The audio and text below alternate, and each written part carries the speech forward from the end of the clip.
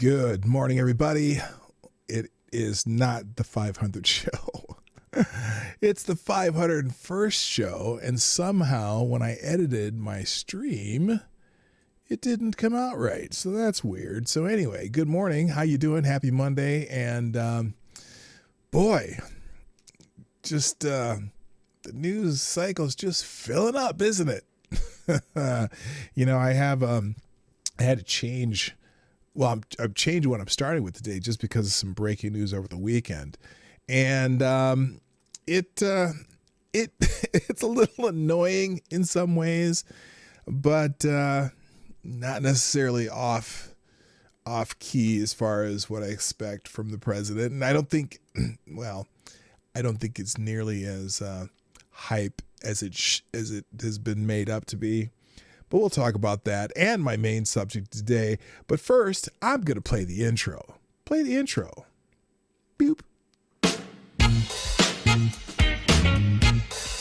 Ladies and gentlemen, coming to you live from the Lucky Dog studio in a hidden location somewhere in the upper Midwest of the United States of America, it's a brother making his own way, but with all the wrong opinions. Welcome to the Morning Night Live with your host, yours truly, Dawg Knight. And stop the music. Good morning, everybody. Welcome to the Morning Night Live. I'm your host, Marty, also known as PDawgKnight on the internet. And welcome to the PDawgKnight Channel. I'm glad that you all are here. Whoa, what the hell did I just do there? Hang on. No, I don't want to exit. I want to go back. What the fuck happened there? Okay, hang on. I'm having a little technical difficulty here. I don't want to do that. Hell. All right, I'm kind of screwed here. Hang on a second, guys. I may have to restart this, and I apologize. Because there's no option. How the hell do I go back? Well, let's do this. All right, there we go. All right. Welcome to the Morning Night Live. I'm your host, PDawgKnight. I already said that. It's Monday, the 4th of January, 2021. So nice to not have to say 2020 anymore because, for a lot of people, 2020 just sucked. Let me take a sip. I still have a little bit of the coof hanging in there. Now, what the hell was I supposed to be doing here? I was actually trying to reset that, and we're done. Fix that. Anyway, good morning. There was some breaking news yesterday regarding a Donald Trump phone call. And, I got to tell you, when I saw this news story, the first thing that popped into mind was, because again, it was a phone call where a recording was leaked to the Washington Post, and the Washington Post leaked about, 4.5 minutes of the phone call. Problem is, the phone call was an hour long. So whenever they always, I always go back to when they talk about James O'Keefe and Project Veritas, when they do their reports and they say, oh no, this was deceptively edited or selectively edited, or, what they say, that the same bullshit they say every time. And I thought, well, I'm going to guess that this 4.5 minutes of a 1 hour something phone call, I'm going to guess that the Washington Post, which is pretty much anti-Trump central, probably was very selective in how they released this call, right? And so I haven't listened to the whole call. I'm going to listen to the whole call later today just to hear the whole thing, because I'm pretty sure in my mind, that Trump was talking to was Trump talking to the Secretary of State of Georgia, and they are saying that he was begging him to find 11,000, whatever number of votes they need to get. And and trying to interfere with the Georgia state election, right? I got a feeling there's a little bit more to the call than that, probably related to a lot of the shenanigans that went on in Georgia. And so I'm going to go and listen to the whole call, but we got a couple articles about that. And then we got to talk about the state of New York, and not just Governor Cuomo and Bill de Blasio, but a proposal in their legislature. Now it's still in committee, but just the fact that someone wrote this idea down on paper and said it out loud has me concerned, because, I live in a state where a lot of the ideas from California and New York end up being implemented in my state. And I'm like, it is pretty bad stuff. It's bad. And I just got to think, oh my God, I hope no one is seriously thinking about passing this BS. But I'm foreshadowing right now, because first, before I even go into anything else, I must say good morning. I must say good morning to my friends in the chat. I have to say hello, because, that's me. That's my thing. I got to say hi to everybody. There's a lot of people here already. It's really great to see you all, by the way. So first in the chat today was Maddie, my news babe, who sometimes visits in the Twin City, and also Ronan, I'm sure, is in the background. How did that happen? What happened the weekend? Crap. Well, my weekends are kind of a blur too. But anyway. Also, good morning to Atheist Icon, who's here early. Nice to see you. Good morning, Gunfox61, our Discord administrator. Donatello Slappafellow, my favorite name on the internet. Avocados Diabli, the Devil's Advocate. Good morning, Tyler F., who is very good about always retweeting the tweet of the show.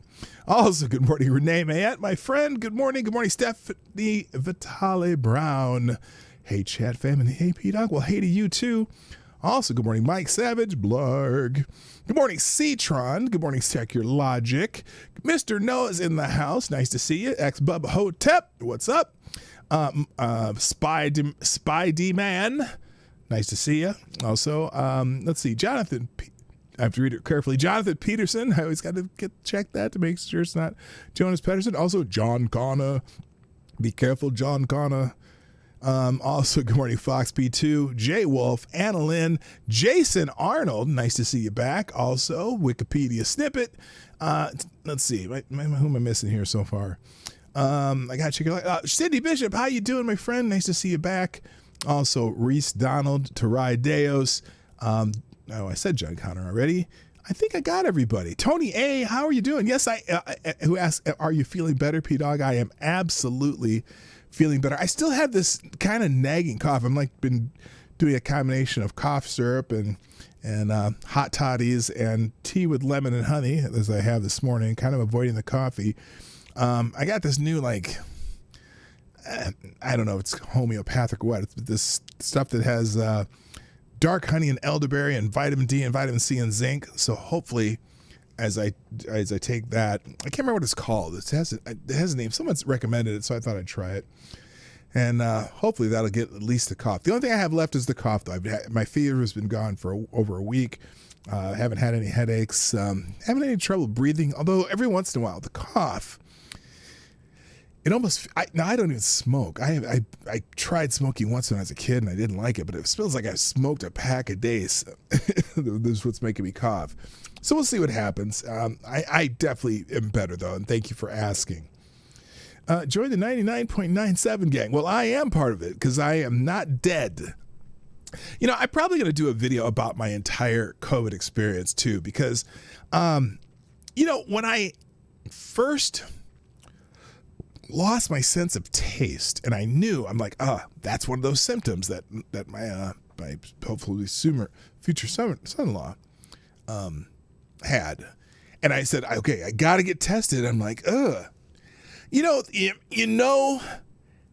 99, especially in my age group, 99.97% of people in my age group have survived this, right? But they have hyped the death counts and the deaths around the world and the deaths in the United States. And for so much that as soon as you get that positive test, you're like, oh shit.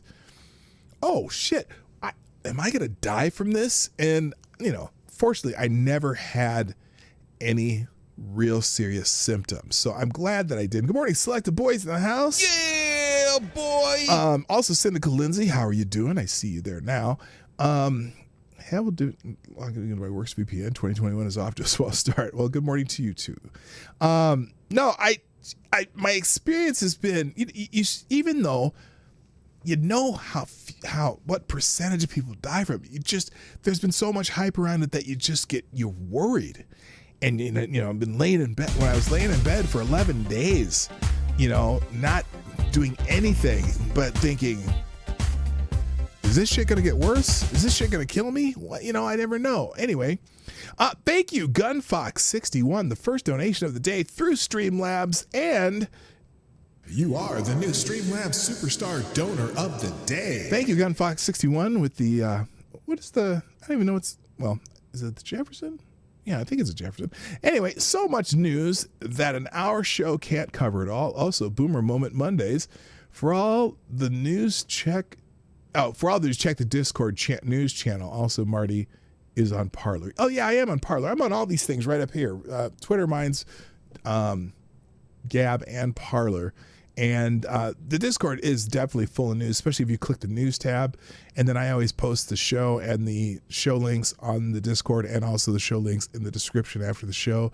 So any of the news articles that I go through today or any day on the show generally end up on both of those places. There's every once in a while, I think it shows in the chat, the Streamlabs Autobot puts the listing to the Discord server if you haven't joined the Discord. So a lot of and Gunfox is prolific in finding great news stories to go into the news tab, and so make sure you check that out. All right, let's keep it going. Good morning, DI Freighter Watcher. I see you dropped in also. Nice to see you, my friend. All right, they've caused more deaths from the lack of proper care than anything else, but they never talk about that. Well, lack of proper care and really that nursing home thing in about 5 states, you probably can account for about 30,000 of the deaths. Also misclassifying, or I don't know if the word's misclassifying because that's the way the CDC's telling them to classify them, but a lot of people who have died with COVID-19 as opposed to from COVID-19, but that's a whole nother story too. But yes, the elderly, 70 and up are the ones the most susceptible, and to having a finishing outcome, if you know what I mean. And I just feel good that I got through it. Got a little cough left that's lingering, but I always have a cough this time of the year, so it's hard to tell if it's really from COVID or if it's just because that's the nature of my my bodily functions, so to speak. I don't know if that's the greatest way to put that, but anyway, all right, let's get into a little news, and I have this. This is the just the Breitbart version of this article of what happened with this phone call. So. And this is the headline that you're hearing everywhere. And so I don't know if they just used an AP article. Charles Spearling wrote this. I don't know. Who says Donald Trump pressures Georgia's Secretary of State. I just want to find 11,780 votes. President Donald Trump. Now, again, I think this is pulled from the AP because the way it's written. Anyway. President Donald Trump pressured Georgia Secretary of State Brad Raffensperger on Saturday to recalculate the state's votes from the 2020 presidential election, according to an audio of a phone call obtained by the Washington Post. So these are the Washington Post words. Quote, I just want to find 11,780 votes, which is one more than we have because we won the state, Trump said. Now notice in that sentence, the way he's talking about it is because he feels that there are, and there's evidence and witnesses to this, to support this, that there are there are a lot of votes in Georgia that may have not been kosher, so to speak. And so it sounds like that's what this sentence is related to. But in the Washington Post, that's the only sentence you see, making it sound like he's pressuring him just to lie and cheat and steal and whatnot. Anyway, the president spoke to Raffensperger and his attorney, Ryan Germany, presenting him with data showing he actually won the state of Georgia. So he's showing different. Good morning, Lucian Sakar, too. White House Chief of Staff Mark Meadows and conservative lawyer Cleta Mitchell were also on the line with Trump, according to the Post. We have won this election in Georgia based on all of this, and there's nothing wrong with that. Saying that, Brad, Trump told him, claiming the final count was off by hundreds of thousands of ballots. Raffensperger denied the president's numbers were correct. The Post at first published selected outtakes from the president's conversation with Raffensperger before releasing the full audio of the call. So, again, what do they always accuse Project Veritas of? Selective editing? Well, the Post published selected outtakes. And then they did release the full audio, which I am going to listen to later today. I will have, there's actually a full transcript of the call. So I will, let's see, I'm going to do this as an archive. Let me change this a second. I will make this an archive article, copy, and then we'll go archive. We'll do the archive version. In case you've already used your allotted Washington Post articles this month already, because you only can have 3 free ones. Okay, come on. All right, that's going to take a minute. All right. Anyway, there's nothing wrong with saying there's nothing wrong with saying, that you've recalculated, Trump told Raffensperger. Raffensperger told Trump flatly that the data he had was wrong. Trump also questioned him about rumors of shredded ballots in Fulton County and the Dominion voting machines removing and replacing parts of voting machines out of the states. You should want to have an accurate election, and you're a Republican, Trump said. Raffensperger and his lawyers said he had no evidence of that happening. You know what they did, and you're not reporting it, Trump replied. That's a criminal offense, and you can't let that happen. Trump was frustrated with Raffensperger's answers, repeatedly urging him to reconsider. We won the election, and it's not fair to take it away from us, and it's going to be very costly in many ways, and I think you have to say that you're going to re-examine it, Trump said. The president also warned that Georgia Republicans would be furious with him if he failed to act. He also warned Raffensperger that he would share his Georgia numbers with the people of the state, presumably at his rally Monday night for Georgia Senators Kelly Loeffler and David Perdue for the runoff election on Tuesday. The people of Georgia are angry, and these numbers are going to be repeated on Monday night, along with others that we're going to have at about that time, he said. Trump told Raffensperger he would be really respected if he revisited the vote in the state of Georgia, and noted that his repeated assurances that the vote was correct were angering his supporters in the state. A lot of Republicans are going to vote negative because they hate what you did to the president, he said. So those were the selected clips, and then they did oh shoot, it didn't work. Hang on a second. Okay, archive. And let's see if we can put this bit together. Let's try this again. And it may. Oh, there we go. All right. So the archive version of the full transcript of the audio will be in the links at the end of the show. Good morning, Steph. Oh, you said hi again, Stephanie. I thought you just came in, but I said hi to you earlier. So anyway, but now let's look at the American Thinker article regarding this, because obviously they have a take on it, and it's probably the same take that I have. It's they say the media is lying about Trump's phone call with Raffensperger. The mainstream media and Georgia Secretary of State Brad Raffensperger are utterly disgraceful, dishonest, and manipulative people. Raffensperger released a private phone call that he immediately claimed falsely showed Trump begging Raffensperger to fraudulently find enough votes for Trump to win. In fact, Trump called Raffensperger to get him to stop obstructing the fraud investigation. That's what I would say. Like I said, I'm gonna read the whole transcript later this afternoon. As Trump explained during the call, evidence proves Trump won Georgia by massive margins, only to have the victory stolen through equally massive fraud. Trump sought to avoid litigation, forcing Raffensperger to do his job, which is to make at least minimal efforts to clear away enough fraud to allow Trump his actual and honest victory in Georgia. Here are two examples of the media's dishonest claim that Trump was trying to force Raffensperger to commit fraud. As you can see, their premise is that there is no evidence of fraud, so any action on Trump's part to claim victory is itself fraud. Theirs is a delicate example of circular logic where their premise and conclusion are the same thing. The Washington Post presented it this way. The Washington Post obtained a wait, hang on. Oh, I should have some dramatic music, but not right now. The Washington Post, in its proper dramatic fashion.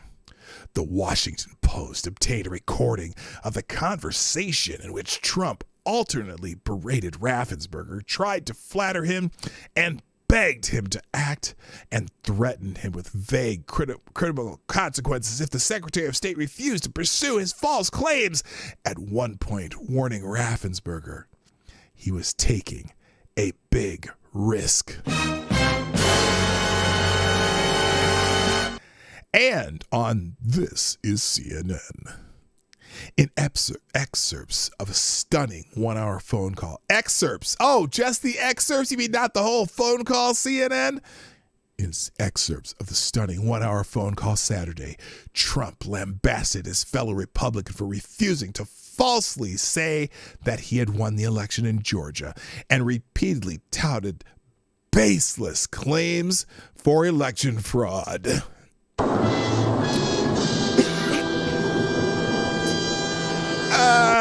Here's what really happened on the phone call. First, Trump wasn't the only person on the phone. Also present were Mark Meadows, Mike Pompeo, and multiple attorneys. There isn't the slightest chance that they would have allowed Trump to beg Raffensperger for illegal votes or to threaten him. Second, contrary to what the media implied, Trump was not operating off the premise that he lost Georgia. If that had been the case, it would have been wrong for Trump to beg for Raffensperger to find votes for him. Instead, Trump is operating from the assertion that he won Georgia. He opened the call with a strong recitation of the facts showing massive fraud on Raffensperger's watch. According to Trump's evidence, he didn't lose by 11,780 votes. He won by well over 300,000 votes, including votes for Trump that disappeared and illegal votes for Biden. Here are some of Trump's statements in that regard. Quote, I think it's pretty clear we won. We won very substantially in Georgia. Quote, we have anywhere from 250 to 300,000 ballots that were dropped mysteriously into the rolls. Quote, we think that if you check the signatures, a real check of the signatures going back in Fulton County, you'll find at least a couple of 100,000 of forged signatures. Quote, in the 50s of thousands, that's people that went to vote and they were told they can't vote because they had already been voted for. Quote, it's 4,502 who voted but weren't on the voter registration roll, which they had to be. Quote, you had 18,325 vacant address voters. The address was vacant and they're not allowed to be counted. End quotes. Trump alluded to the fake watermark break that allowed Fulton County election workers to count votes for hours after having sent, or water main break, count for hours after having sent observers home. He noted that the video of that after-hours voting indicated that at the minimum, it was 18,000 ballots for Biden. Trump pointed to 4,900 illegal out-of-state voters, 2,326 absentee ballots from vacant addresses, 5,000 dead people. I see dead people. Voting, and improperly handled drop boxes. He brought up the allegations that Georgia is shredding evidence as fast as it can. The bottom line, as Trump accurately said, is that these infractions were many times the 11,779 margin that they said we lost by. Trump hammered over and over that he won the state. No matter how you look at it, he said he won, and he's got evidence to prove it. At this point, Mark Meadows stated that what Trump's team wanted. And it wasn't to fake votes for Trump. It was instead an honest investigation. What I'm hopeful for is there's some way that we can find some kind of an agreement to look at this a little bit more fully. Thus, Meadows sought an agreement that we can at least have a discussion to look at some of these allegations to find a path forward that's less litigious. Raffensperger pushed back, saying he'd already had to deal with lawsuits, ignoring that the courts refused to hear evidence. He also huffed that we gave our state Senate about 1.5 hours of our time going through the election issue by issue, and then the state House, the Government Affairs Committee, we gave them about 2.5 hours of our time going back point by point on all the issues of contention. And then just a few days ago, we met with our U.S. congressman, Republican congressman, and we gave them about 2 hours of our time talking about this past election. Did you get that? The biggest election fraud claim in American history, the president on the phone, massive amounts of evidence, and Raffensperger whined that he's already given up 6.5 hours of his time on this issue. Oh, poor boy. Trump again chimes in to say, we won the state. In response to Raffensperger's complaint that he sacrificed 6.5 hours to the matter, Trump suggests that Raffensperger does not need to invest massive time in investigating all his 300,000 plus problematic votes. He just needs to investigate 11,779 to give Trump his rightful victory. For as Trump says, because what's the difference between winning the election by 2 votes and winning by 500,000 votes? I think probably I did win by 500,000. So when Raffensperger pushes back again, saying his office disproved the cemetery vote contention, Cleta Mitchell, a Trump attorney, makes an important point. Georgia has been withholding records from the White House. There's more in the conversation, much more, including the debate about the video showing Ruby Freeman repeatedly scanning the same ballots, but you get the gist. Trump won. A lazy, entitled, arrogant, and corrupt Raffensperger won't work with the White House to look for fraud or prove the absence of fraud. And the corrupt, dissolute, dishonest American media, unless brought to heel, will be the downfall of our constitutional republic. So there you go.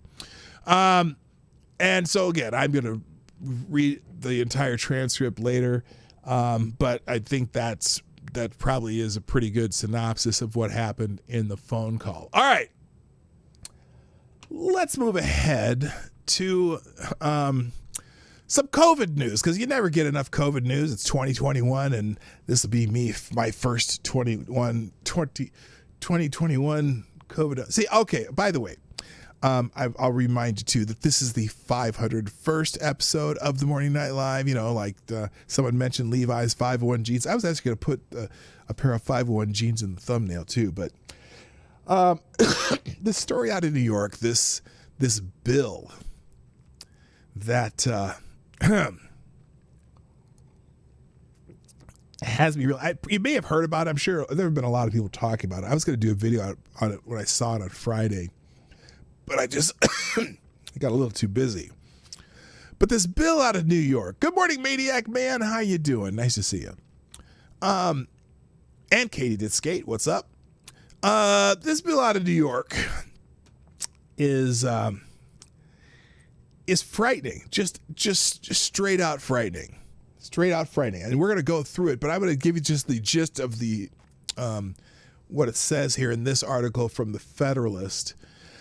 New York bill would let governor in prison forcibly medicate people suspected of illness. Note the word suspected. This shit's frightening. I gotta tell you. The New York Assembly is considering a bill that would allow government officials such as Andrew Cuomo and health commissioners to detain or remove individuals that they deem a risk to public health. The bill, first introduced by Democrat New York State Assemblyman Nick Perry, grants power to Cuomo and state health officials to forcibly confine any individual who is considered a danger due to a contagious disease or a suspected case of that disease. Fourth Amendment, anybody? Good morning, MC. Stop. Hammer time. Suspected case of that disease to either a medical facility or another type of space appointed by the governor. I wonder what kind of space that might be. Well, let's see. They've been letting people out of prison so they wouldn't get COVID, so they probably have some room. You see where I went there? The governor or his or her delegee in his discretion may, in his or her discretion, issue and seek enforcement of any other orders that he or she determines are necessary or appropriate, that he or she determines. Not science. This isn't science, people. This is not science.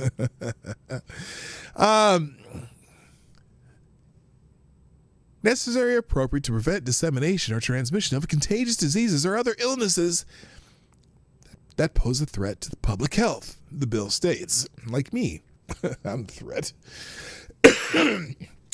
The proposed legislation does not name COVID-19 specifically. Oh, so this could be any disease that comes up. Good morning, Robert Lapine. How are you?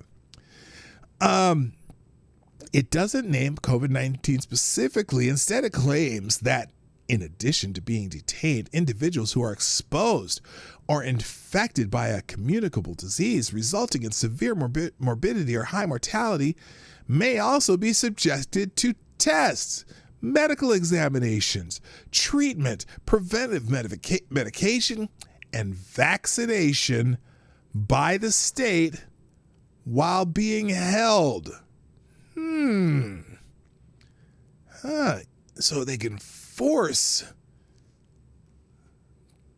Well, anyway, requirements for this legal detention include the production of a clear and convincing evidence by the state, as well as a court order if the custody prolongs 60 days. Now we'll get into. We're going to get into the bill itself because that's what it says. Judicial review is required if an individual is detained for more than 90 days. Individuals may be released only after subjective scrutiny from health departments, which will determine that the person is not infected with the disease or that such contact no longer presents a potential danger to the health of others. The bill is scheduled to be examined and reviewed next week by the State Assembly's Health Committee. If the proposed legislation makes through both the State House, Senate, and the governor, it would be effective starting the 13th day after it became law. Now, again, this one's still in committee. This is a bill, though, that has been proposed before in New York, and they just made some tweaks to it. And here, I'll have a link to the bill here we're going to go through. It'll also be in the links down below when we get done. I'll pop them down there. But this is insanity. So here's the bill. The bill is called, introduced by M or of A. Perry. An act to amend the public health law in relation to the removal of cases, contacts, and carriers of communicable diseases who are potentially, note that word again, potentially dangerous. Good morning, James PFP. Good morning, Special K on Acid. Nice to see you. The people of the state of New York represented in Senate and Assembly do enact as follows. Now, it's not enacted. It's why is it labeled January 6th? Oh, pre-filed. So this is technically going into committee tomorrow.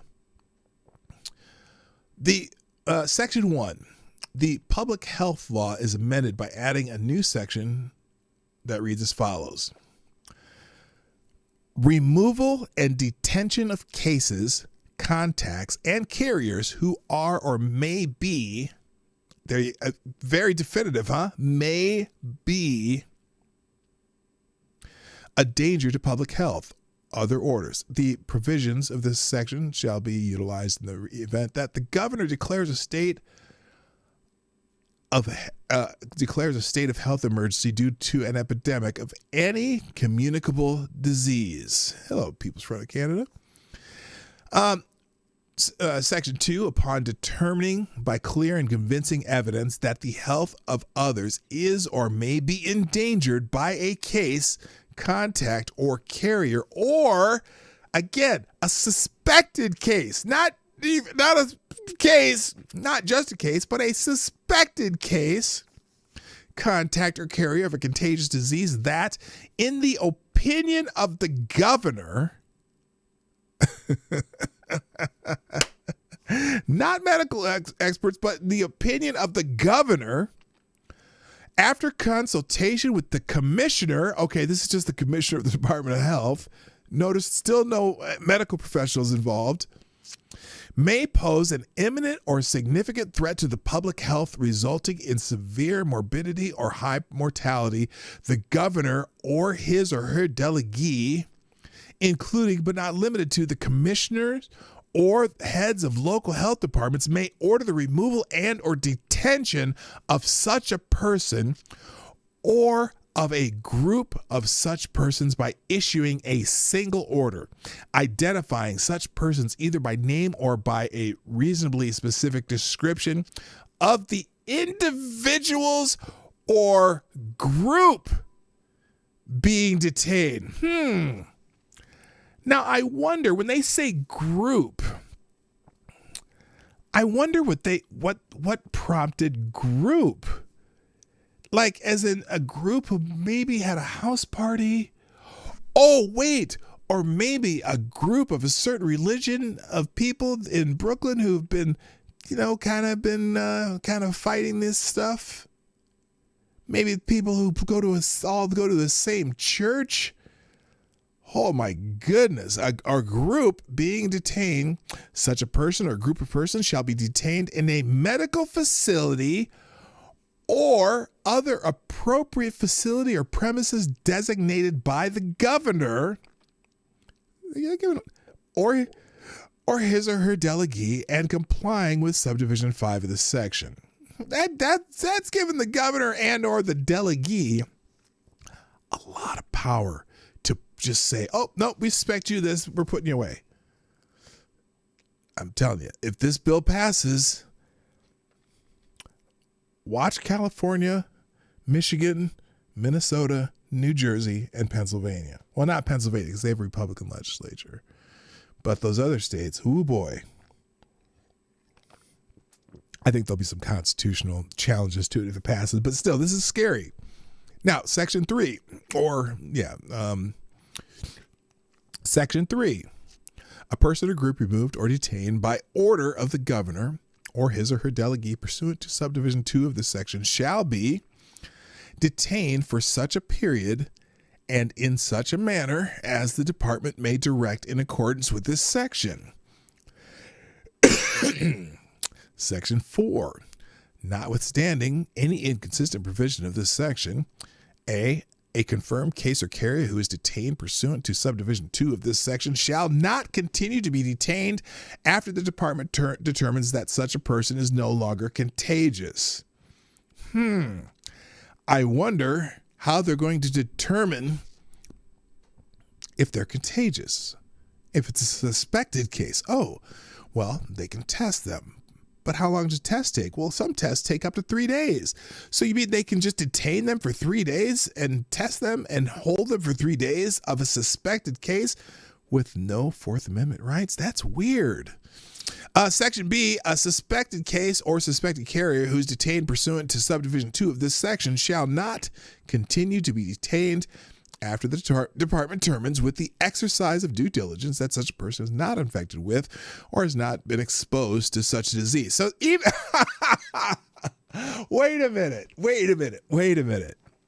So they can detain you if you are suspected of having the disease, but it says here that such a person is not infected with or has not been exposed to such a disease. So wait a minute, how would you suspect they have the disease if they haven't been exposed to it? Or if the infected with or exposed, or if infected with or exposed to such a disease no longer is or will become contagious. Section C, a person who is detained pursuant to subdivision 2 of this section as a contact of a confined case or a carrier shall not continue to be detained after the department determines that the person is not infected with the disease. Okay, so all these sections are about how long or when they have to release them. As soon as they find out definitively that they are not do not have the disease, then they have to release them. Hello, Becca Fairley. Good morning. And also good morning, Gamer Valine.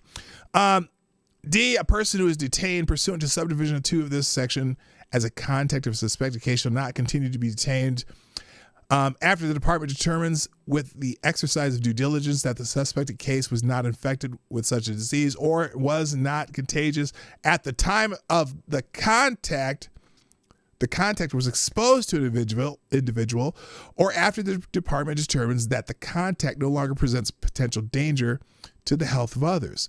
A person who is detained pursuant to subdivision 2 of this section shall, as appropriate to the circumstances, have his or her medical condition and needs assessed and addressed on a regular basis, and be detained in a manner that is consistent with the recognized isolation and infection control principles in order to minimize the likelihood of transmission of infection to such persons and to others.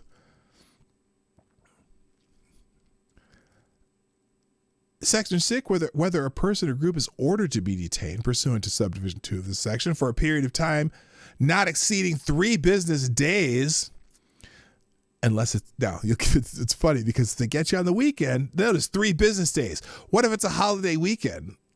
Like, for example, New Year's Day.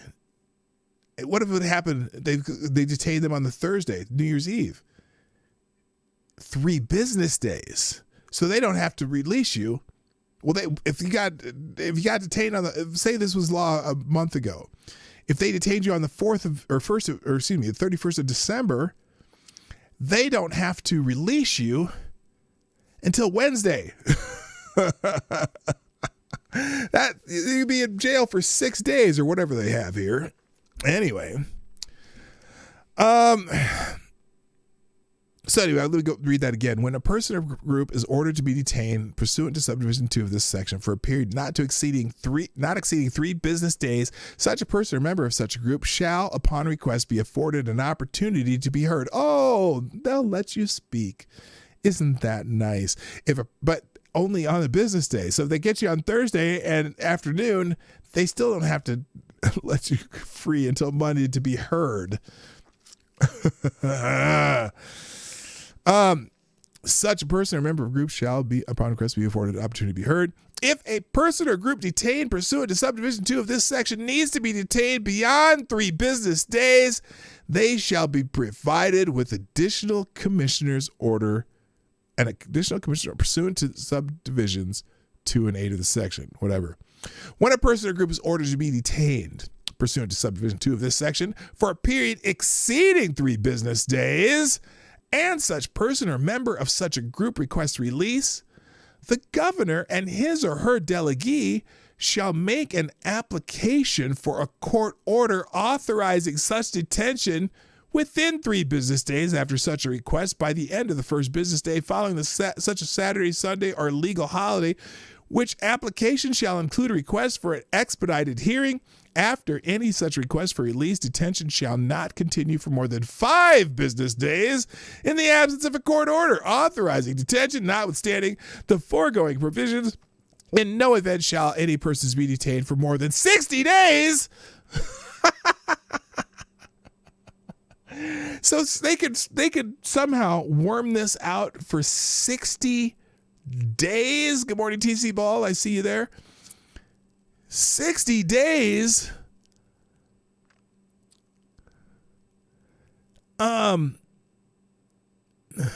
Without a court order authorizing such detention.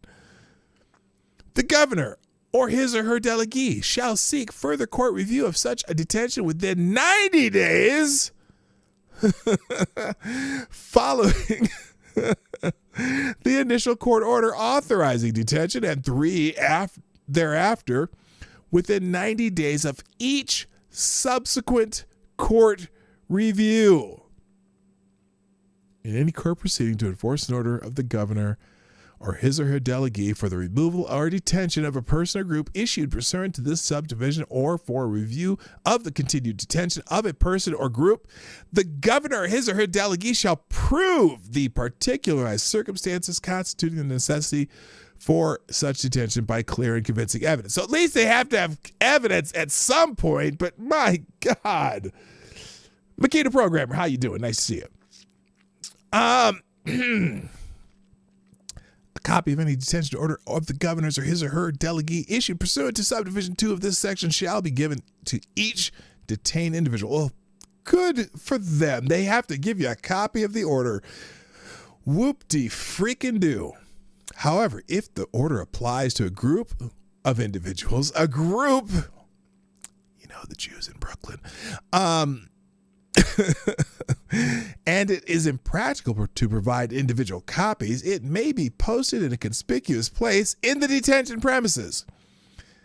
So they can detain you and maybe they can lock you in the synagogue and put a notice on your door. Is that what they're doing?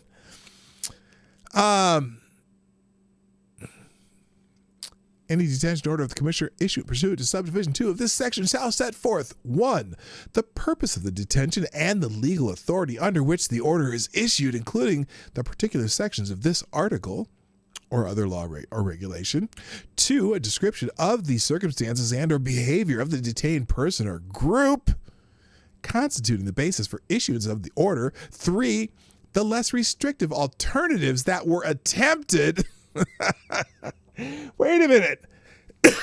They never said anything about attempting any less restrictive alternatives. All they said, if they suspect you of having whatever disease it is they say, they can detain you. But anyway, 4, a notice advising the person or group being detained that they have a right to request release from detention and including instructions on how such request shall be made. Get a lawyer. Section 5, a notice advising the person or group being detained that they have a right to be represented by legal counsel. Get a lawyer. And that upon request of such persons or group, access to counsel will be facilitated to the extent feasible under the circumstances.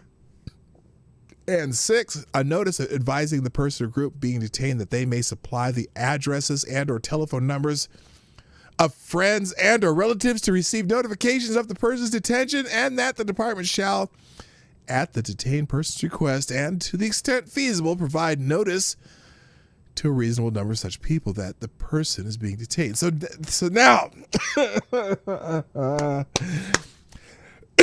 apparently, this section is saying that, well, if you want to, if you can't kind of do it yourself, but if you want to have your relatives and friends contact and let them know that you're being detained for this, you can give us the numbers and addresses of those people too. What? And as if I'm being detained for something that they say that I have a communicable disease and they're detaining me, why the hell would I give them the names and addresses of my friends and family so they can go out and say, oh, well, I bet you had contact with this person too. Well, let's detain you too. F right off. Let's see. And now I don't know why this goes from B2. Okay. In addition, an order issued pursuant to subdivision 2 and 7 of this section require the detention of a person or group for a period exceeding 3 business days shall, 1, advise the person or group being detained that the detention shall not continue for more than 5 business days after a request for such release has been made in the absence of a court order authorizing such. Oh, so they have to get a court order to detain you for more than 5 business days. Got it. Of course, this is New York, so if the governor's requesting a court order for detaining people, I'm sure that it's just rubber stamp time, right? Rubber stamp. Hello. Hey, Larry, how you doing? Also, they must advise the person or group being detained that whether or not they request release for detention, the governor or his or her delegee must obtain a court order authorizing detention within 60 days following the commencement of detention. Now, I don't understand this. If you have to be released within 5 days, or they have to get a court order, then why is it that they don't have to get a court order? I don't know. Let me get caught up here. Thank you, X-Bubba Hotep. I'm sorry for the $4.99, who says, for some reason I heard the song "Wasn't Me" by Shaggy in my head while you were. Oops, hang on a second there. Sorry about that. Thank you, Chicago Mike, too. I'm sorry, back to Expo Hotep with a donation through Streamlabs. For some reason, I heard the song "Wasn't Me" by Shaggy in my head while you were reading the previous article. Oh, was that the Donald Trump one? Anyway. And then thank you, Chicago Mike, $4.99 through Super Chat, who yells, McCarthyism. Yeah, this kind of is, man. They don't have, the problem is, it's just the governor. You don't have to have any proof that someone has a disease. The governor could just suspect you of it, or you could have suspected contact with someone who had a disease, and they can detain you. This is nuts. Of course, now remind you, this is not even, it's just going into committee tomorrow. But I think, oh my gosh, pay attention to this one to see if it even goes beyond committee. I pray that it does it. But because what happens in New York law happens in other states. Oh my gosh. All right, let's see. How much of this is left? There's not much of this left, I don't think. No, there's not. Okay, let's finish this out. I was in section 6B, I believe. Yeah, name, telephone, and friends. Okay, so then they would also advise the person or group being detained whether or not they request a release from detention. The governor or his or her delegee must obtain a court order authorizing detention within 60 days following the commencement of detention, and thereafter must further seek court review of the detention within 90 days of such a court order. So if they get a court order, they still have to get another court order to allow continued detention, and then again, and then 90 days. So this is as if they can detain you for up to 150 days. And then finally, advise the person or group being detained that they have the right to request that legal counsel be provided, that upon such request, counsel shall be provided if and to the extent possible under the circumstances, and that if counsel is so provided, that such counsel will be notified that the person or group has requested legal representation. So that they, just like any other court type of case, they, in theory, will provide you counsel if you're not able to get it on your own. And then section 9 here, a person who's detained in a medical facility and or appropriate facility or premises shall not conduct himself or herself in a disorderly manner and shall not leave or attempt to leave such a facility or premises until he or she is discharged pursuant to this section. 10, where necessary and feasible under the circumstances, language, interpreters, and okay, they'll give you interpreters, who cares. Section 11, provisions of this section shall not apply to the issuance of orders pursuant to some section of the health code.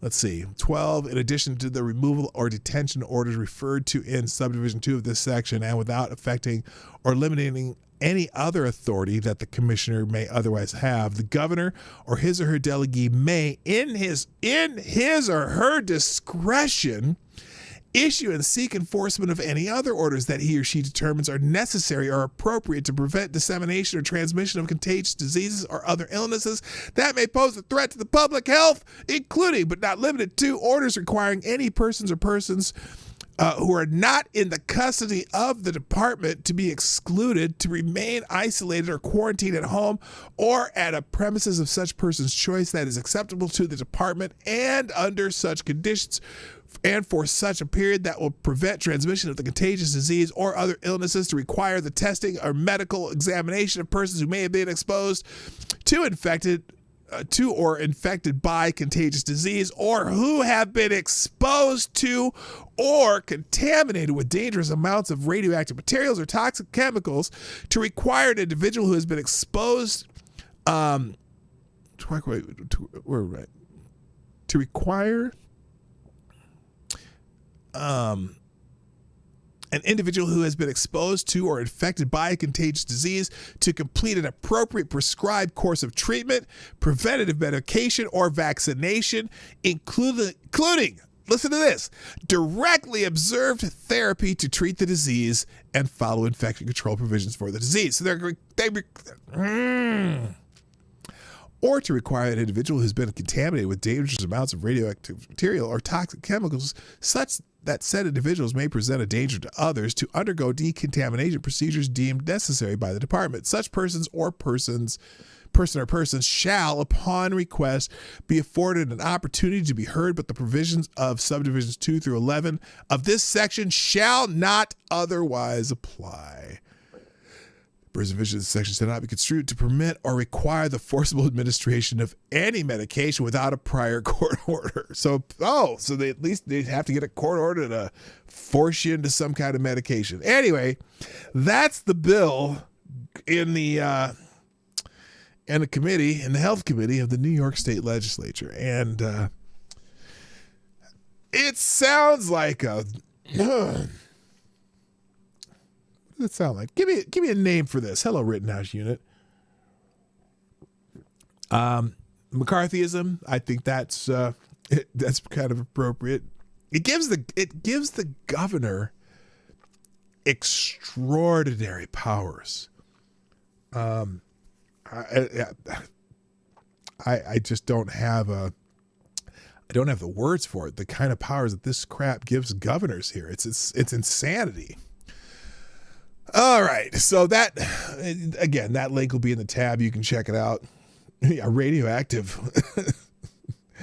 Fight for your rights. How you doing? Yeah, this is in New York, but I've got to tell you, if this passes in New York, I would not be shocked if you saw the same bill in California. I would not be shocked if you saw the same bill in Minnesota. I would not be shocked if you saw the same bill in New Jersey or other states with Democratic legislatures. Now, states like Michigan or Pennsylvania, which probably have a few more sensible people in their legislatures, may avoid this kind of crap, but I don't know. It's nuts. All right, let's go into, I just got a kind of a grab bag of a bunch of whole kind of stuff. They do have one more. I still have a couple more COVID related items though. Let's get into those. Team Cuomo's latest nursing home hypocrisy. This is out of the New York Post. How rich the state is fining. Oh, this is fantastic. This article. Hello, Green Badger Outdoors. Hey, Green Badger Outdoors. Nice to see you. I like seeing you around. Haven't seen you that often lately, but schedules are schedules. All right. And real quick, thank you, GunFox61, for the donation. The 556 has got that 556 raring to go. It says, Marty, yeah, they can fuck right off. If they try to detain me, they best have an army because I will fight them. It looks like Stalinism. I agree, and thank you again for the 556. Always prepping, and you are the new Streamlabs Superstar Donor of the Day. Thank you again, GunFox61. All right, let's see here. Cuomo's latest nursing home hypocrisy. The state of New York is fining nursing homes for missing deadlines to report data by as little as a minute. Now, remember, this is the state that refuses to share their nursing home data of people they sent to nursing homes with COVID, people who died in nursing homes with COVID, and the people that got COVID in the nursing home, but they sent to hospitals and let them to die elsewhere so they could keep their nursing home numbers lower. This is that same state, remember? So it's fining nursing homes for missing deadlines to report data by as little as 1 minute, while it has withheld its own figures on nursing home COVID deaths for months. As the Post reported last week, nursing homes have been fined $2,000 a day for missing daily deadlines to report data to the health department. In a letter, December 21 letter to Health Commissioner Howard Zucker, leading age New York CEO James Klein Jr. wrote that he was surprised to learn recently that facilities are being cited for submitting a single survey 1 minute late after 8 months of consistent compliance with the state's health emergency response data system. That system compiles data including confirmed and presumed deaths from COVID-19 at New York's 617 nursing homes. The death tally is officially around 7,400, but the true number could be twice that because New York, unlike other states, doesn't count nursing home residents who died in hospitals. The state does keep track of the total, but it won't release it, which is outrageous. Outrageous, I say. That I don't know if that fit, but what the hell? Here, a better one. Your life makes me sad. There you go. Let's see. Well, it is, excuse me, and it is inexcusable. Yet, it's obvious why Team Cuomo's March 25th edict forcing nursing homes to take in COVID-positive patients proved deadly, and the governor doesn't want to take the heat for even more fatalities. Cuomo quietly rescinded the order May 11th and has never admitted it was a mistake, despite stating he knew the virus would spread like wildfire through the vulnerable nursing home population. His administration issued a whitewashing report in July that was meant to absolve itself from blame, yet revealed that for more than 6,300 recovering coronavirus patients, were sent to nursing homes. 58 homes didn't have a single case of COVID among residents or staff before the new patients arrived. Lawmakers from both parties have demanded full data on the deaths and even introducing bills in the legislature after Zucker refused to provide the info when asked in August, which his department collects on a daily basis. The Empire Center for Public Policy sued under the Freedom of Information law to get the numbers, but in every case, the Cuomo administration has stonewalled. So Governor Cuomo, who wrote a book on how great he's handled the coronavirus crisis, fining the nursing homes $2,000 a day for any late reporting, even though they won't report their own shit. Moving on, also in New York, I'm in a New York state of mind today. We've got a bunch of New York stuff today. New York is also, as far as the vaccines, how important the vaccines are, and we want everyone to get the vaccines and so on and so forth.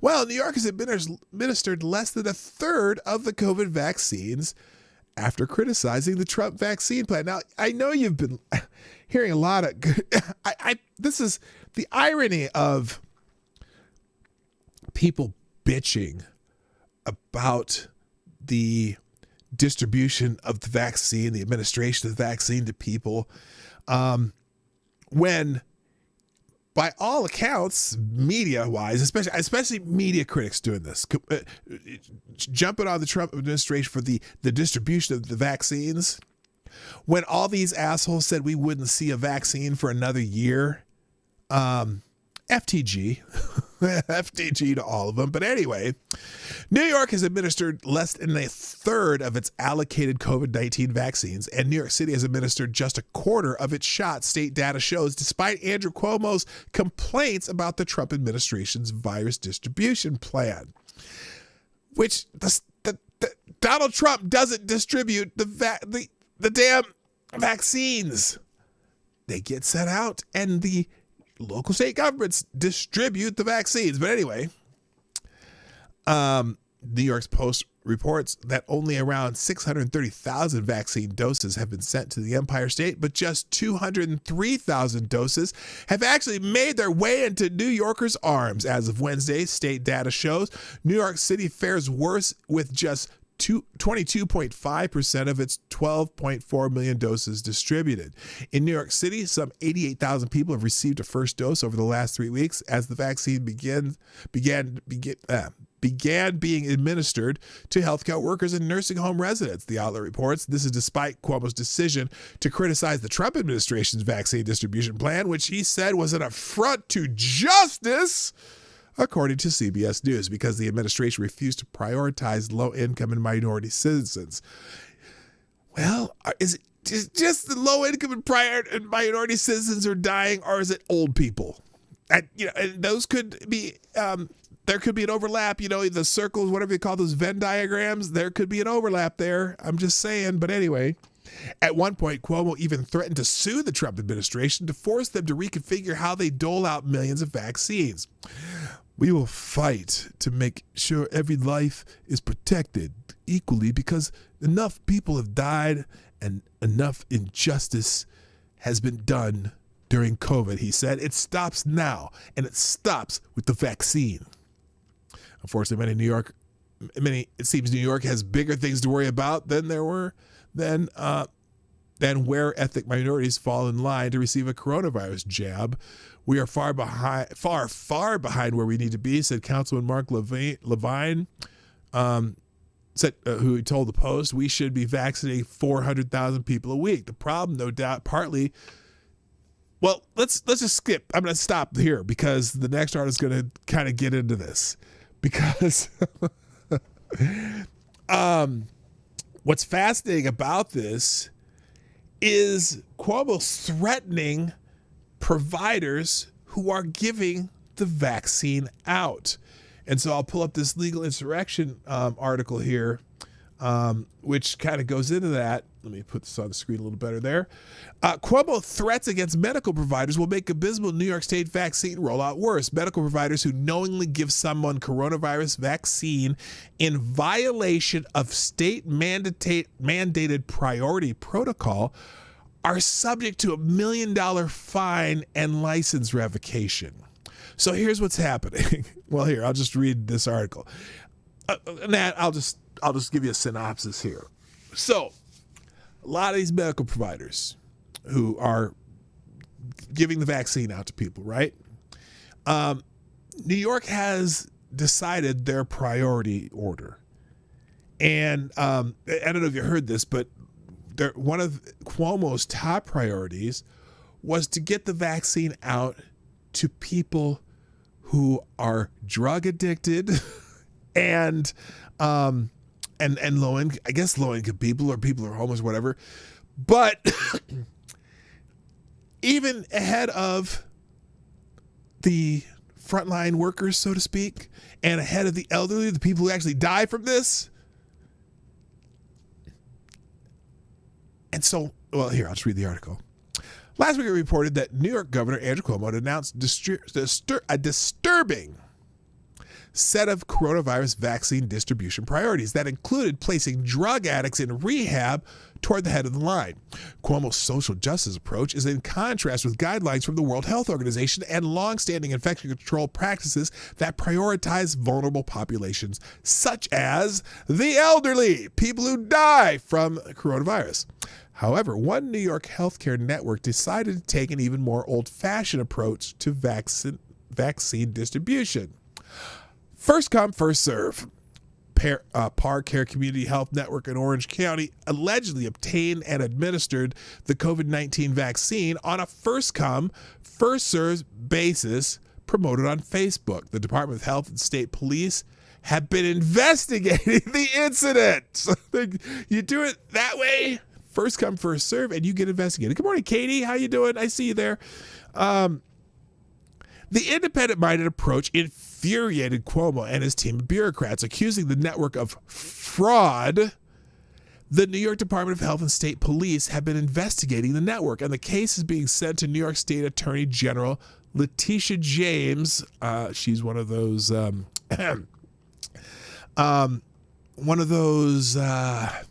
how do I put this without saying he who shall not be named?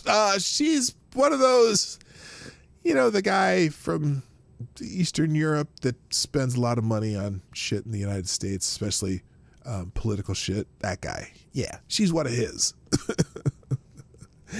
Under the banner of fraud protection, Cuomo also plans to issue an executive order that is sure to make vaccine distribution more complicated while creating disincentives for New York medical professionals to participate. The governor indicates that the order will include fines of up to $1 million and revocation of state licenses for providers who don't follow the state's distribution rules. An executive order I'm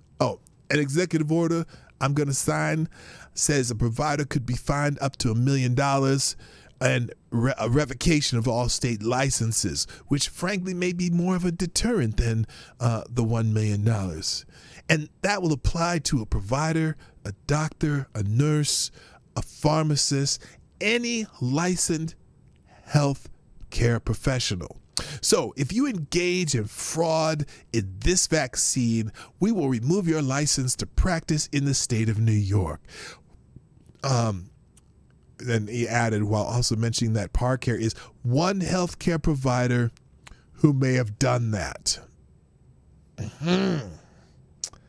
Great. Additionally, certification of vaccine recipients will now be mandatory as part of the state's vaccination process. Certification of vaccine recipients. Health Commissioner Howard Zucker used a baseball metaphor to describe the state's case against ParCare. He said, we provided them the vaccine because they fraudulently filled out a form that said they were a qualified health center, and that was incorrect. Well, wait a minute. How? So that's strike one. And number two, they moved it from one area to another area, which was inappropriate. So that's strike two. And then they gave it to people who were not in the priority list. So that's strike three. Do they have medical professionals vaccinating people? That's all I care about. And if they want to hold them off from getting more, fine. But what the hell? Many Americans are questioning the proposed penalties, assessing the potential consequences on the state's vaccine distribution program. But Cuomo says he'll sign. Here's where he says he'll sign. How long is this? Another issue popped up. Nah, I'm not going to wait 3 minutes. But here's some people's just tweeting replies to Governor Cuomo. This is extraordinarily stupid. The shots are sitting on the shelves, expiring. Shots go in arms. Any arms now. Yeah, what's happening is because they have this prioritization protocol in New York, they're having trouble using up the vials before they expire because they have to find certain characteristic of people to give the shots to, and they don't have enough. They can't give them out fast enough. So instead of saying, oh, well, you know what? Instead of letting this shit expire, why don't we just give these out to people who want them? No. Governor Cuomo wants to fine them if they give them to somebody else. It's insanity. This is disaster. Vaccines going out too slowly is a much bigger problem than few of them going to the wrong people. We have people coming from New York to Florida to get vaccines because they can go online and get an appointment in some places. They are coming down. Just heard someone did in my county. Okay. And then someone here says, better the vaccine go to waste than the wrong people get the wrong order. This is Cuomo's New York. And there are rules of some kind. This absurdity here is the people who often don't want it and the very people in priority groups. Meanwhile, the rest of us who don't want it or who do want it can't get it. Anyway, that article is going to be in there. And then finally, now, you know how they like to give awards to stick it in the eye of somebody else? Well, you know that the Florida data COVID person that she got fired for whatever she got fired for in Florida. Well, she is now Forbes Tech Person of the Year. Just because, you know what? Somehow she's special. Rebecca Jones, the latest technologist who stepped up to fill the vacuum left by governments during COVID-19. Florida data technician Rebecca Jones' history with the state's health department is messy. But because the media despises Republican governors like Ron DeSantis for choosing not to lock down their respective states down during the pandemic, Jones became an instant media darling after she was fired in May due to an alleged insubordination and unauthorized changes made to the state's official coronavirus dashboard. Broadline, how you doing? Can the entire population of the state sue the governor? I don't know. There's got to be some kind of class action. She was interviewed numerous times during including by CNN's Chris Cuomo, and claimed her employment was terminated after she supposedly refused to manipulate Florida's data to portray DeSantis in a more flattering light and in such a way as to better justify the state's plans to reopen. Her story was branded as the gospel truth, and she was treated as a heroic whistleblower despite all of the information that ran totally contrary to the established narratives about DeSantis and the state's data. As I previously noted, some of those inconvenient facts included the fact that Jones was not the architect of Florida's COVID dashboard, as some media outlets claim, nor was she a coronavirus scientist, as other media outlets like NPR and The Guardian claim. To put it another way, Jones was about as much a scientist as Jill Biden is a doctor.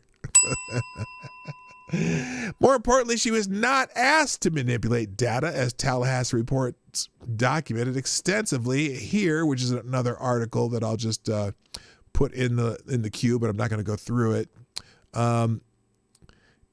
It's clickbait. Oh, that's Rebecca Jones firing as is the COVID clickbait of media's dreams, but it's all fake, so that article will be there.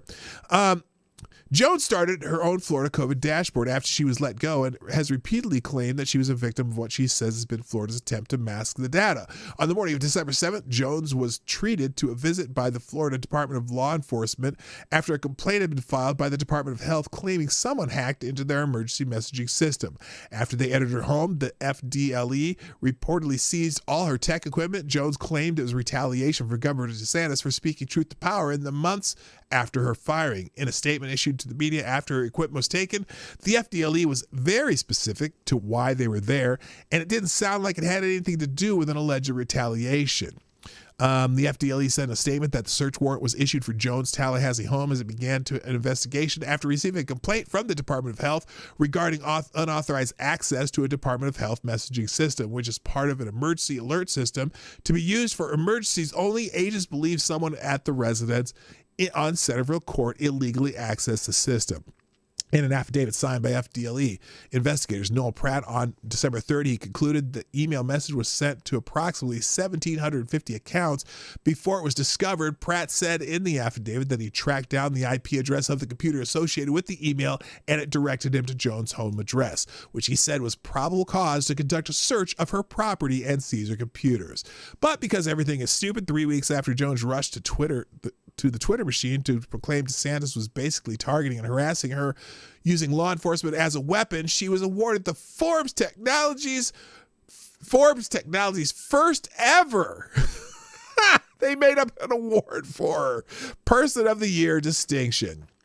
The data scientist this is Forbes, by the way. The data scientist responsible for Florida's highly praised COVID-19 tracking dashboard, she's not, came to national attention in December after the police raided her home, guns drawn, and seized her computer and smartphone. Fired in May from the state's Department of Health for what she says. Oh, really? What she says? What did they say? What she says was refusal to manipulate data. Rebecca Jones launched an independent COVID-19 tracking dashboard and later a dashboard tracking cases in schools. Florida officials claim that unauthorized access to state emergency alert system was traced to an IP address associated with her account, an accusation Jones denies. Regardless, she is the latest technologist who stepped up to fill the vacuum left by governments during COVID-19. Okay, and then she says, I got named Nerd of the Year by Forbes Tech. For anyway, then some says, for manipulating data to make governors she hates look bad. It's amazing how so many major institutions are tilted one way politically. It's amazing to behold. SpaceX launched a private sector mission into space, but this data entry person owned the cons when she was proven to have completely made up a lie that made DeSantis look bad about COVID and then hacked government servers. So the award goes to... Anyway, there's some funny tweets that they're left in there. I'm going to move on. And then I'll leave this report showing that this is all BS in the links also. Moving on. Oh my gosh. I don't know if you saw this when Congress was sworn in. This was actually, I don't know if I want to call it funny or if I want to call it pathetic. So, Representative, what's his name? Emmanuel Cleaver, who is a pastor, did the invocation or something or whatever, opening the new session of Congress, right? I don't know if it's a blessing, invocate, whatever they do, that they have some pastor go out and do this shit, right? So on Saturday, news broke that the Democrats are going to, now this is also, they have some new rules in Congress, which we're going to go into some of that too. But on Saturday, news broke that the Democrats are going to remove all gendered words from the House of Representatives. On Sunday, Representative Emmanuel Cleaver, a pastor, opened the 117th Congress with a prayer. At the conclusion of the prayer, he said, Amen. And then added, women. Oh my gosh, what he said was both stupid and sacrilegious. Wait a minute, let me just, you got to see this to believe it. Here it is, right here. Listen to this. Listen to this jag-off. We ask it in the name of the monotheistic God, Brahma, and God known by many names, by many different faiths. A man and a woman.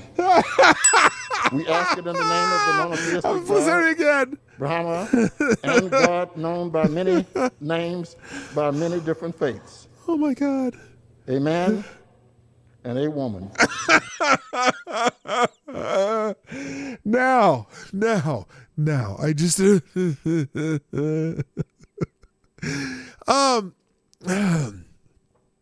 so about the newly woke House push to remove gendered language. In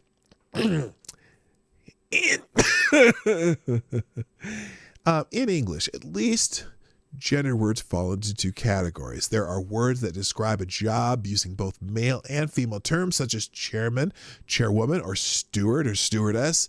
For the most part, it's not a big deal to change those words. Indeed, most of them have already been changed in ordinary usage. We speak of the chair or of the flight attendants, right? However, the House is also going to do away with gendered words that apply specifically to the realities of human biology. No longer will there be sons and daughters or mothers and fathers. By the way, Nancy Pelosi's Twitter bio says that she's a mother and a grandmother. I wonder if she's going to change that. Anyway, or any descriptors that are tied to genetic codes that make people male or female. Instead, there will be parents and children, as well as other gender-neutral language, as if there is no difference between the sexes. Good. Now we can just have single-parent households instead of single-mother households, and we don't have to give them any special money because they're all the same. Anyway, this is not an inconsequential change. It is instead part of the left's entire push to force Americans to deny reality. Reality that humans, like all mammals, break down into two sexes, male and female. The sexes have different body types, different brain structures, and different reproductive functions. Reality says that you cannot magically change from one sex to another because of feelings. However, Democrats don't care about reality. Instead, they care that people that can be forced to believe that sex is an infinitely changeable thing can also be forced to believe that a dynamic, successful president who is winning on every single known metric lost to a senile, corrupt, and ineffectual old man who couldn't get 5 people together for a rally and who lost on every single known metric except the alleged vote. So, as I said, the Democratic plan to de-gender language in Congress has a deeper goal than merely keeping up with the more strident new members of the Democratic House. Not all people understand that, though. It turns out that there are people who are just dumb enough to believe it's all about changing the language. Enter Representative Emmanuel Cleaver. He's a pastor who may or may not know that his first name in Hebrew means God is with us. What he definitely does not know is that the word with which we end prayers, amen, also has meaning in another language. Amen is a word with a storied history, all tied tightly to religion.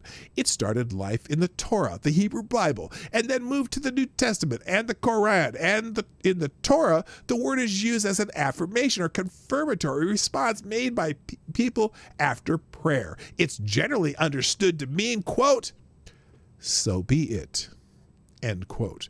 And that is the meaning given to it in Greek, Latin, and Arabic.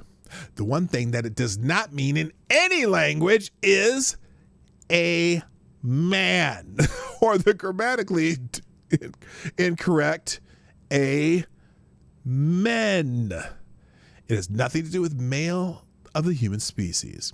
But try telling that to Emmanuel Cleaver, and I still can't get over the fact that this man is a pastor who graduated from the St. Paul School of Theology in Oklahoma City. When Cleaver, a Democratic United States representative from Missouri, gave the prayers for the 117th Congress on Sunday, he decided to gender the word amen, adding a woman to his prayer. What a moron. He says, I'll end this post the way as I began it. Under Democratic aegis, what was once the world's greatest deliberative body has degenerated into a clown show. I'll give you that, and that too, since it's a clown show. All right. Oh my gosh, I'm running out of time here. What should I? Let's see. Do you care about? Something peculiar about. Everyone saw the vandalism at Nancy Pelosi's house, right? Well, this is an article that you can check out later. You can read it yourself. But something strange about this. So here's the picture. Oh, I don't even have it on the screen, do I? Here's the picture of the what do you call it? The vandalism, right? Anyone notice? I noticed this too when I first saw it. Wait a minute. Hang on. What did I do there? Let's not do that. Here. I noticed this when I first saw this too. So take a look at this picture. I'm going to make it full screen here. Take a look at this picture. Notice something strange about this? So as I'm looking at this, so they have the graffiti here and the pig's head and red paint to, the pig's head and blood. But you notice something weird about this? Now I don't know if you've paid attention to, a lot of the kind of anarchist kind of stuff that happens in like Portland or whatever when they do graffiti. Do you ever see people who do a lot of graffiti? Do you think they're super careful about where they put their graffiti? Notice in this picture, not a lick of paint got on the bricks. It's like they were almost using it's almost like they taped it off before they made the graffiti. It's so clean, and maybe there's a little bit of paint on the brick here, but yeah, it's all on the easily repaintable surface. None of it's on the brick. Now I got to go back and look at Mitch McConnell's the graffiti in his house and see if it got only on the door or only on paintable surfaces. But isn't that peculiar that it's just perfectly on the painted surfaces? Oh my gosh, I feel so bad for her. I don't. Anyway, so there's a whole article about that in the there's an American Thinker article about that. And then also, let's see here. Oh, and Mayor Ted Wheeler finally figured out that Antifa is a problem in his town. Oh my gosh.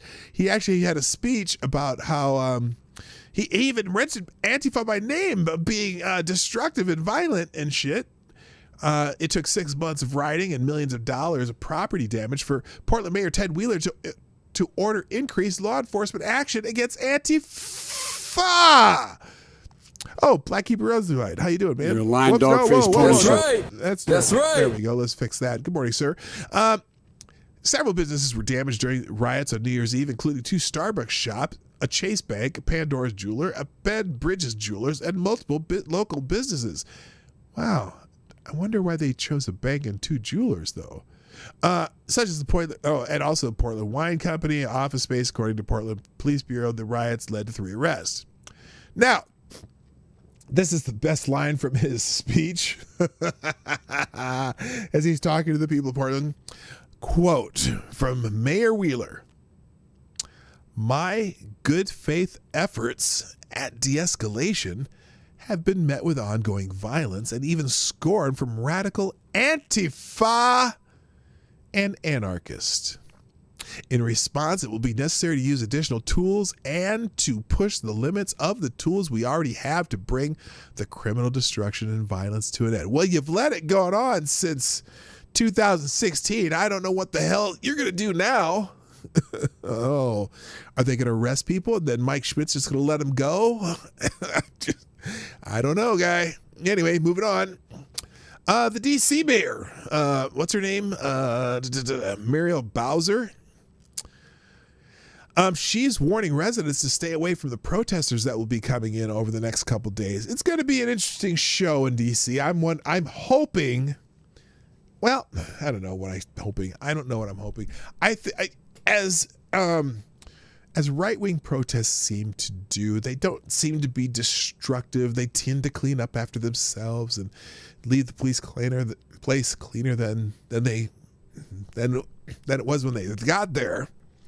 But the mayor of D.C., let me drink some tea here. The mayor of D.C. is telling residents to stay away from protesters who come to our city seeking confrontation. Oh, are you going to tell the people who like to counter protest and try to beat people to stay the fuck home? I guess we'll find out. Mayor Muriel Bowser on Sunday asked the area's residents to stay away from protesters who come to our city seeking confrontation this week as officials prepare for planned demonstrations against Congress's certification of President-elect Joe Biden's victory. Bowser released a statement asking residents to avoid downtown D.C. on Tuesday and Wednesday when pro-President Trump protests are planned. I'm asking Washingtonians and those who live in the region to stay out of the downtown area Tuesday and Wednesday and not to engage with demonstrators who come to our city seeking confrontation. I don't think they're coming to seek confrontation with your residents. Just saying. And we will do what we must to ensure that all who attend remain peaceful, she said in her statement. Well, more likely if the Antifa factions don't show up.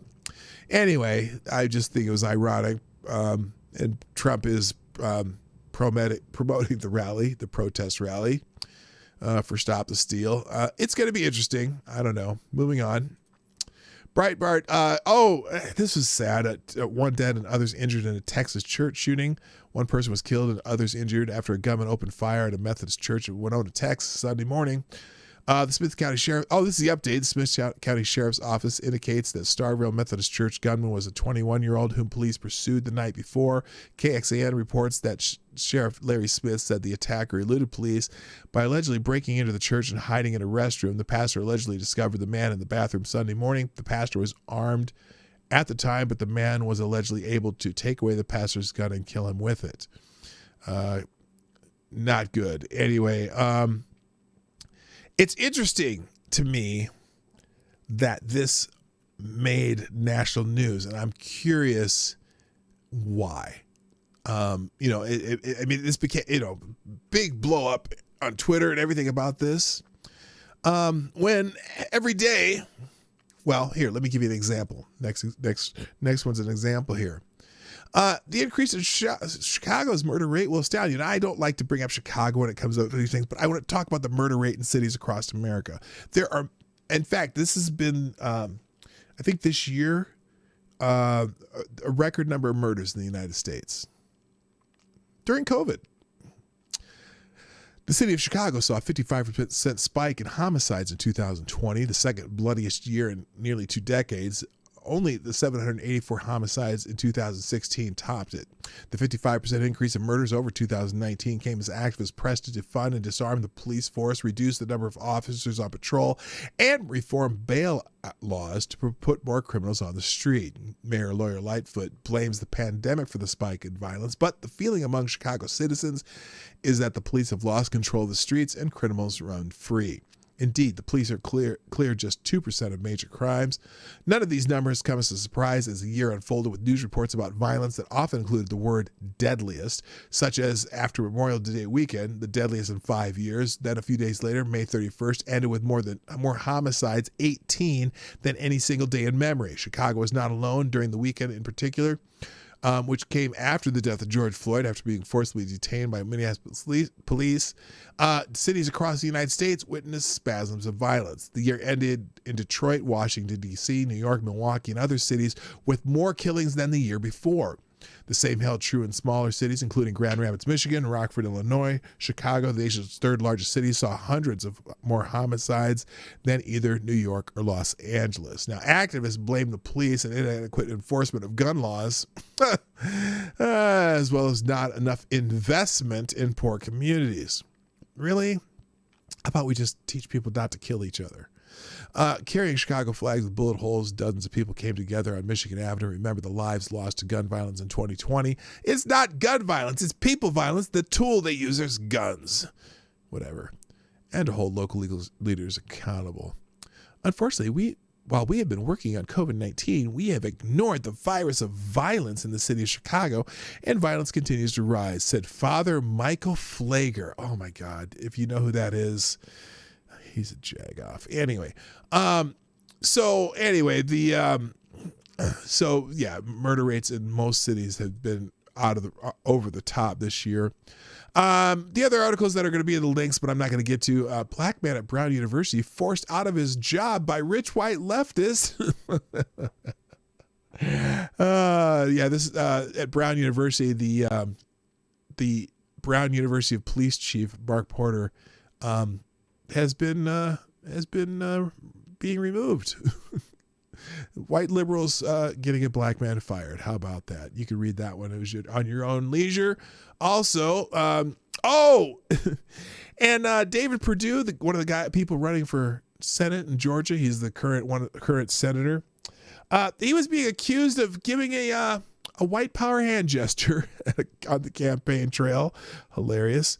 Senator David Perdue was accused of making a white power hand gesture while actually celebrating the accomplishments of 2 teenage campaign volunteers.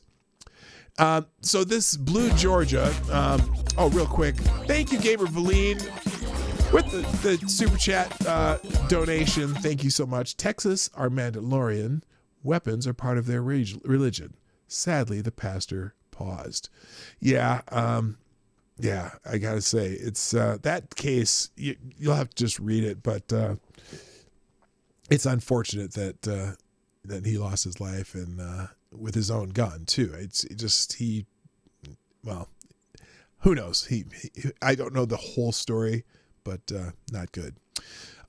So this Blue Georgia, this is some Democrat site. Dave Perdue giving the white power signal at his rally. Oh my gosh! The claim was repeated by journalist Judd Legum, who said that Perdue should explain why he's making a white power sign in a post on Twitter. Now, Judd Legum is a leftist hack, but anyway.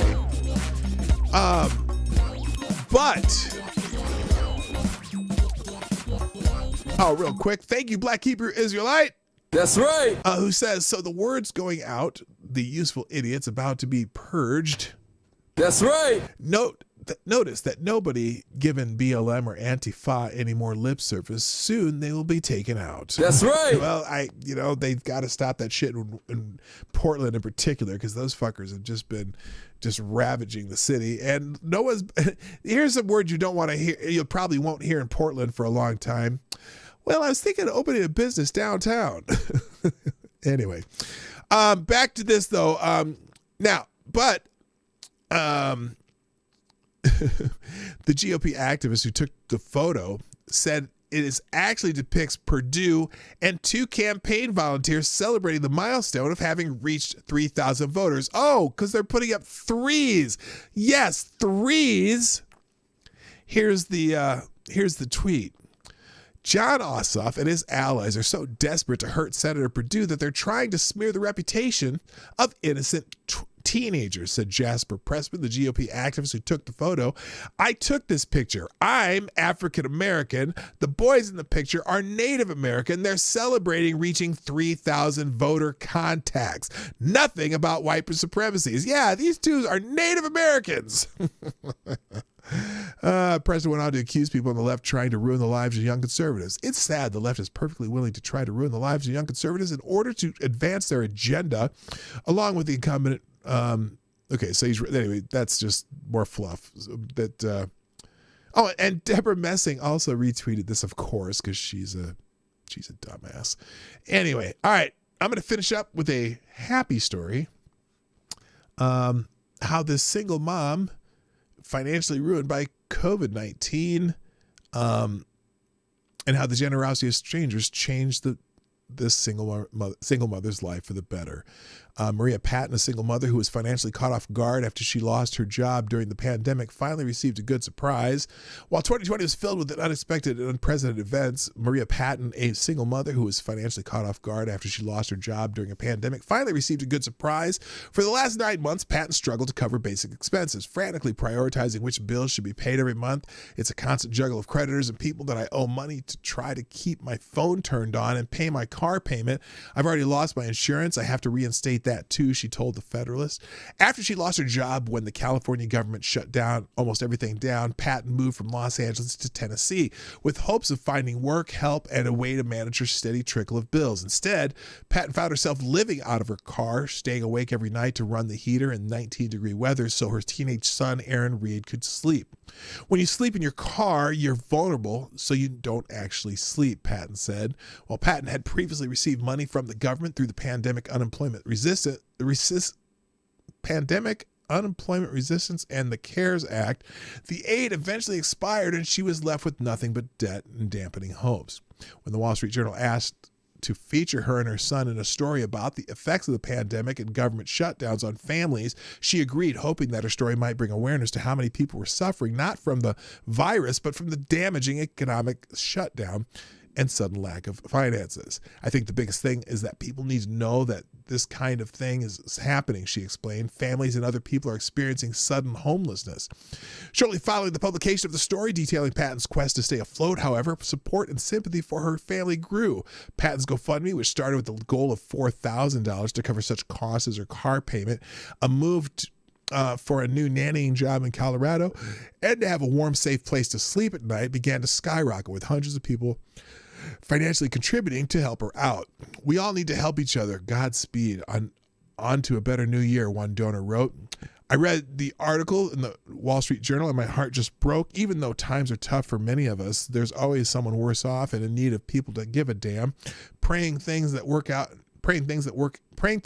out for you and your son, another donor posted. As of Thursday, more than 600 people from around the world, including Hong Kong and Germany, had donated to Patton and her son, totaling more than $44,000. This generosity, she said, was unexpected and unmatched by expiring difficult government aid programs. I'm overwhelmed by the kindness of people that I don't even know, as Patton said, noting that I've been isolated from people for a while now because of my situation, but I'm overwhelmed, humbled, and amazed. Our government has their priorities all wrong, Patton said. Instead, people are helping each other get through this.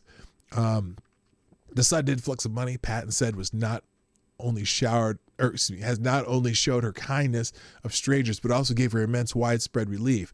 Not only does Patton now have the money to relocate for her new job, but she will also be able to eliminate some of the debt she has accumulated over the past few months and receive important dental care that she delayed to pay other bills. Patton and Reed will also be able to have a warm, safe place to come home to at night. I don't want to be homeless again, she explained. We don't have any expectations. We just are going to do the best that we can. While she was living out of her car, Patton said her teens struggled to come to terms with their situation and suffer from a decline in mental health and opportunities.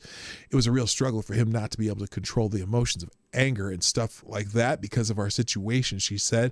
He's lost a lot and doesn't have a normal teenager's life where kids don't have to worry about where they're going to sleep at night. That breaks my heart.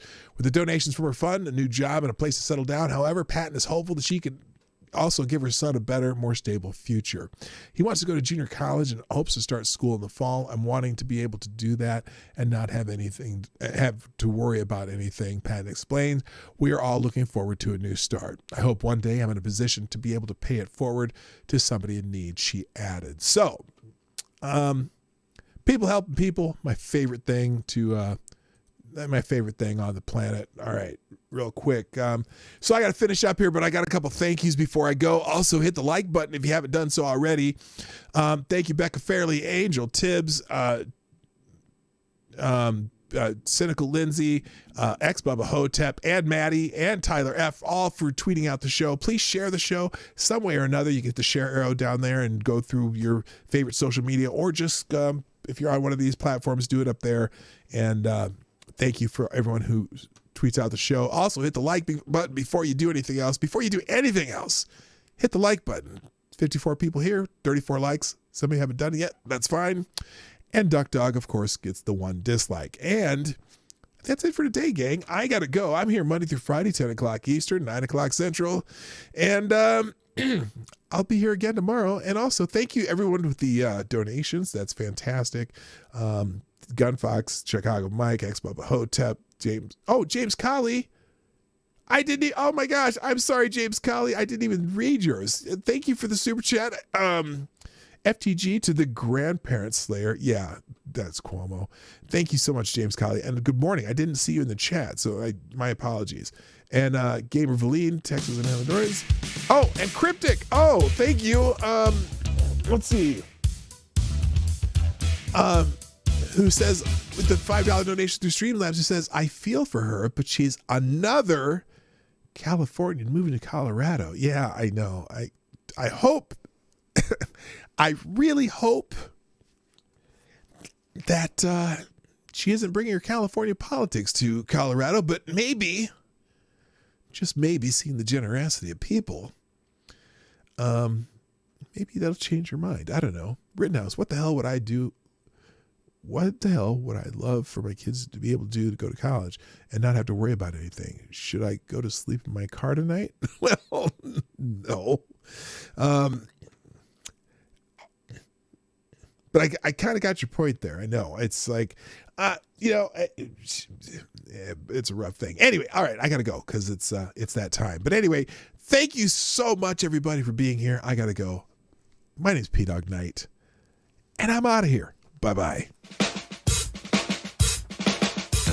Hey, this is PDawgKnight, and thank you for watching today on the PDawgKnight channel. If you have an observation or remark you'd like to make about this video or my channel, I absolutely welcome you to write it in the comments section down below. I really look forward to hearing from you. And before you go, if you like what you saw but you're not already subscribed, please make sure you hit the subscribe button and definitely click that bell that pops up afterward so you'll be notified when I post new videos or when we go live. I broadcast my live show, The Morning Night Live, Monday through Friday at 10 a.m. Eastern, 9 o'clock Central.